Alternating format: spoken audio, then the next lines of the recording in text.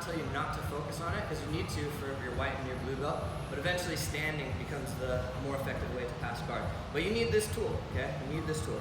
So we're gonna talk about leg weave using the arm, okay? Leg weave using the arm.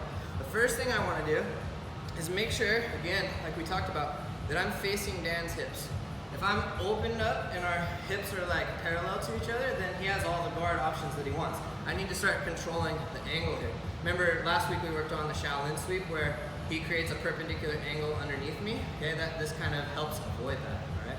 So in this situation now, I control the distance, because another thing I don't want him doing is like a chest escape and getting up on his elbow. And now my balance is bad. I don't have control of his bottom knee. He can start to free it, step on my hip just like we did last week, right? So what we're gonna do is, come back down.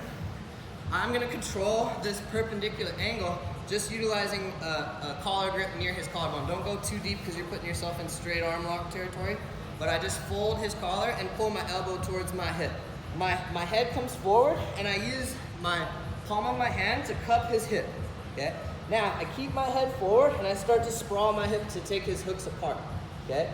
In this position, you can, if you choose to baseball slide, that's okay, but I feel like because my hips are turned, I don't have good control of his hips. I'm not gonna be able to force him onto his back in this position. So the better option that I feel like, once we're in this position, so I stretch, I get his hips together, is to pull my heel to my butt, okay? Pull my heel to my butt and use it as a windshield wiper to staple his bottom hook. Okay? So now I staple his bottom hook. I'd like to get up behind his knee, okay? Now I can utilize this position to switch my hips and pass as well, okay? The baseball side will work, but you're most likely not gonna end up inside.